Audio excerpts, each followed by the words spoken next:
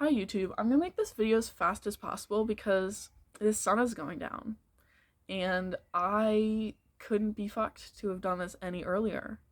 So we're just gonna have to be okay with the quality of the lighting going down consistently over the next however many minutes that I talk. So just buckle in for that. Anyway, this video is not a vlog because I couldn't be interesting enough for enough time to make another vlog yet. I'll have to go through something crazy again, like the airport thing. So in the meantime, I'm gonna talk about a movie that I just watched, literally like 30 minutes ago. It ended, The Northman. Now, I actually wrote some notes.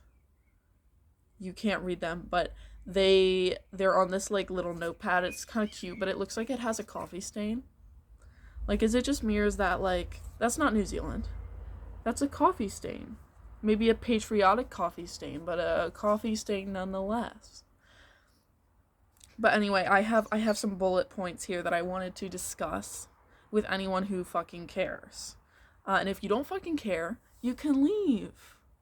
I don't expect any comments about how I should have edited this and I rambled and it was too long for how little I had to say, because you're all probably my friends and you should be used to it by now. So my first bullet point is Anya Taylor-Joy was great. Loved her in this film. Okay, I haven't seen many of her performances before, but I thought she gave eerie, sexy, mystical, that's not a word, mythical, mysterious, period blood smearing queen. Okay, I thought that was really, I thought she had one of the best performances in the film. I'm sure people would disagree with me about that, but I don't care. I wanted to use Anya Taylor-Joy as a jumping off point to talk about hot people in movies and my feelings about it again. I know I talked about this in the last video that I made, but I'm going to talk about it again because I feel like The Northman is a good case study as to how it helps to cast people who look different than each other, okay? So I wouldn't say that anyone in the film was like ugly, like normal person ugly, but they all looked like lived in people. Like they weren't plastic surgeried, except Nicole Kidman. I mean, I don't actually know how much plastic surgery she's had, but I assume it's some, given how old she looks now compared to how old she looked 20 years ago. So I'm just assuming, not to be sexist, I'm just assuming Nicole Kidman has had facial plastic surgery. Not to be sexist, again. No sexism towards Nicole Kidman's face. Okay. But anyway, she's the person in the movie who looks like almost like fake celebrity hot, you know? Nobody else looks like that. And I think it really lends to the film that that's what she looks like and everyone else looks like something else. Because it's not like Anya Taylor-Joy and whoever the fuck plays the main guy aren't hot. They are. But they're like kind of quirky hot, you know? Like Anya Taylor-Joy, you look at her, you're like, that's a hot lady. But also kind of weird. Like kind of quirky, you know? Just got that side profile that's a bit edgy, okay? And I think that really helps characterize the people because part of the story kind of relies on you coming to understand Nicole Kidman's character as a conquest, which has been taken, right? That's a spoiler. There's going to be spoilers, guys. Sorry about that. If you haven't watched The Northman and you're going to and you don't want it spoiled, go away. Just go away. It's really easy. There's a button. There's a button somewhere for that. Oh my god, the sun is setting. Okay, I'm gonna hurry up. I'm sorry. Anyway, I think you're better able to understand why someone would treat her that way or why she would be elevated to that simultaneously high and low position that she's in as bride of kings, but slave bride of kings initially, that she looks the way she does. Like, if everyone looked like her, it would be like, well, why aren't they slave brides too? You know? But she is unique in her appearance. Like, you can kind of assume a social, a beauty social economy from the distribution of hotnesses among the cast. Okay, that's my take. I think it benefits the story that Anya Taylor-Joy is hot in a kind of quirky way, and Nicole Kidman is a hot in a I've had plastic surgery way. Like, I think it helps. Okay, that's my opinion. Anyway, we'll talk about that a little bit again later when I get to the incest part. In case you didn't know that there was an incest part, there is. Trigger warning. I'm going to be saying the word incest a couple of times. If that offends you, go away. Alright. I wanted to say that this is a gender movie. Okay, guys. It's a big time on the gender. There are some movies that are small time on the gender, and that's fine. That's okay. But this movie is big time on gender. Right. 3 hits, home run, sports ball, gender movie. Okay. So there's definitely like a categorization of men and women in a somewhat bioessentialist way, but actually it doesn't offend me as much as it often does. And I want to kind of talk about maybe why that is. But first I want to back up my thesis there. So, in one of the first sequences where I'm going to call him Al because I don't actually remember what his name is, but the little boy who's then the old man who's at the center of the movie, he his dad is telling him what rules he has to follow, and one of them is like, you must respect women's secrets and yada yada yada, they're not for you to know, always listen to women, like shit like that, right? It's like already positioning women as like this uh divine source of wisdom, which has its issues, but as we're going to talk about in the movie later, I feel like the way that it plays out still works. Like, it's not actually bad to me. But, okay, later in the movie, there's like, I'm going to pick up my notes here. Male bonding. Woman higher, man lower. That's what I wrote.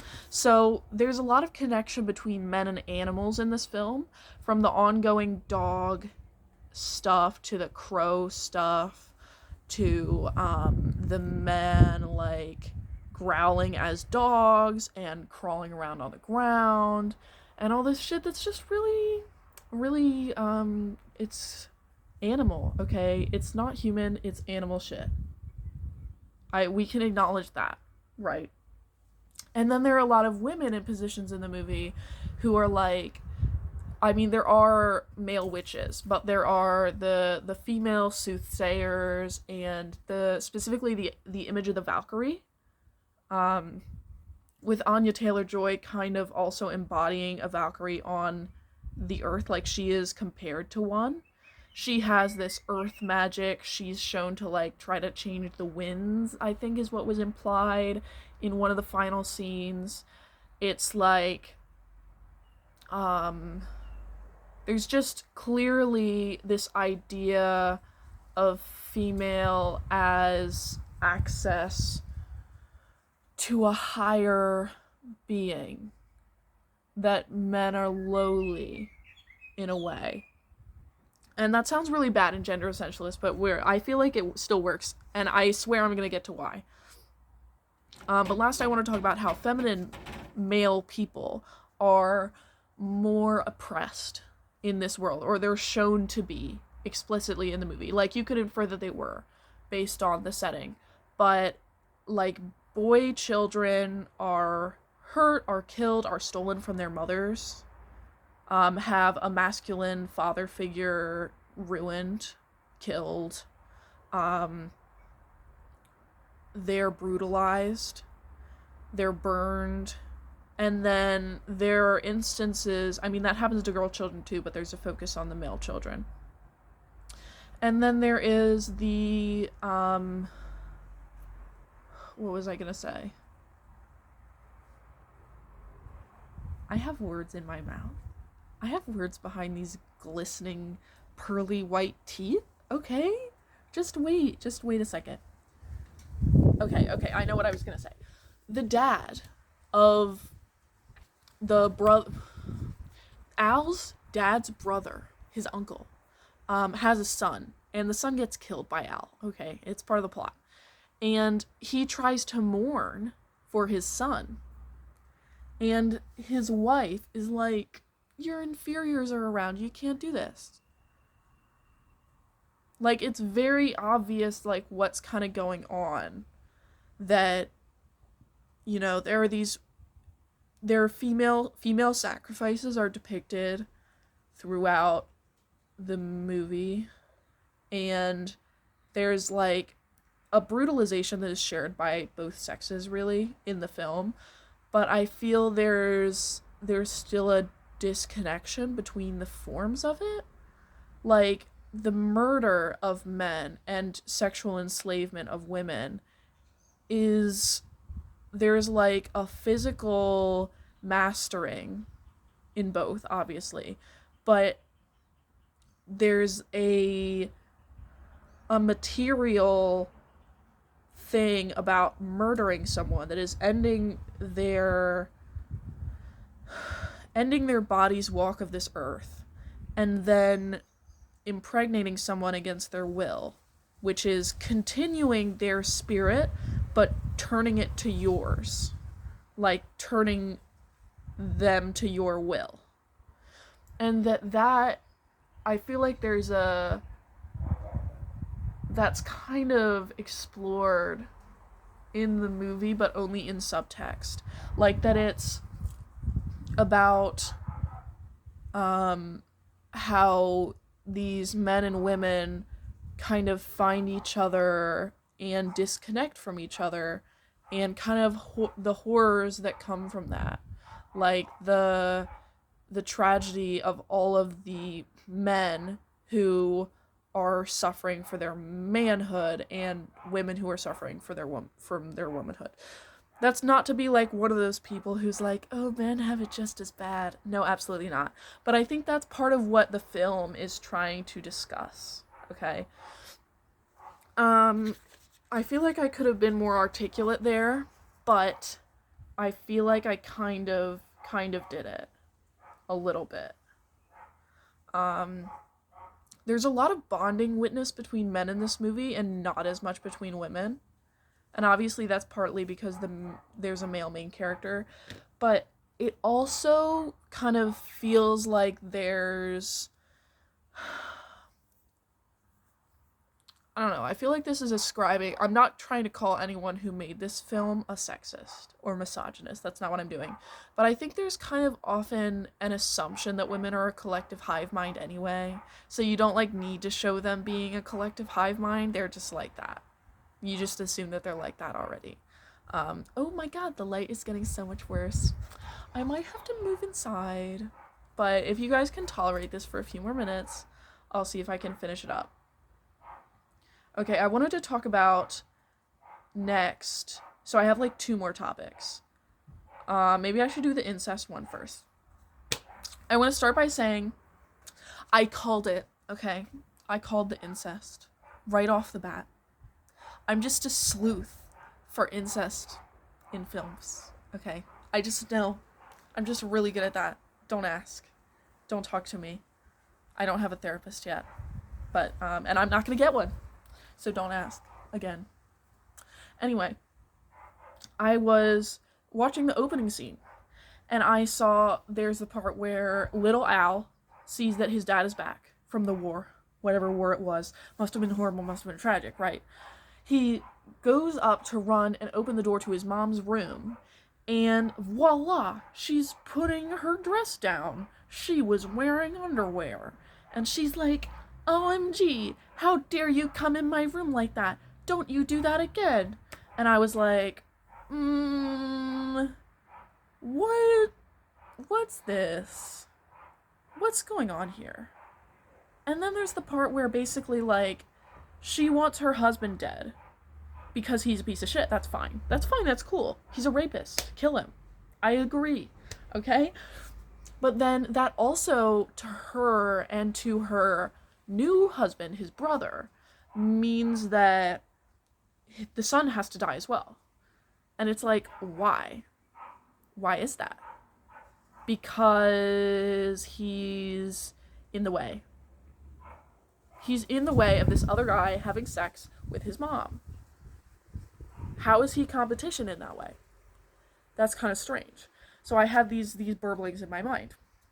And when I hear the kid going away on the boat, like, I'm gonna avenge my father, I'm gonna save my mother, I was like, are you sure she's not already saved? That was what I was thinking in the very back of my mind. And then we get to it, and it looks like, she's kind of happy in this field. She has 2 kids with the guy who was her original husband's brother, and now is her husband, the second one. And she seems happy enough, right? And I'm like, okay, here we go. But I wasn't really sure they were going to do incest. I was like, that scene was a bit weird at the beginning for them to be going nowhere with that. But I've seen stranger dropped threads, okay? So I was holding my breath as I was watching. And then it gets to like the part where he reveals himself to his mom, and she gets real up in his face. And she basically explains, you're a baby. 4 words, starts with R. I didn't want to have you. You really you believed the lie I told you about where I was from. No, your father stole me. I was like a slave or some shit. And I wanted him dead. Sorry, and you were just collateral to me getting with his brother, okay? And he's like, ew, that's so bad. That's so crazy. And she kisses him. And it's not chaste. She, like, really kisses him. And then he runs away laughing. And he runs away, she's laughing. And he kills her later. And he, like, impales her in the tit. And it's like, that wasn't subtext. It was giving Hamlet. Okay? And I just, I thought that was a take. I thought that was an interesting thing to have happened. But I just, I want to say I called it, first of all. Because I feel like, points to me as a film viewer. But also, I think it is thematically interesting in that they have this tree, like, and this idea of a son replacing the father. And it's like, isn't that inherently, like, a bit Oedipus? Like, I feel like this film took the traditionalism where it rightfully goes.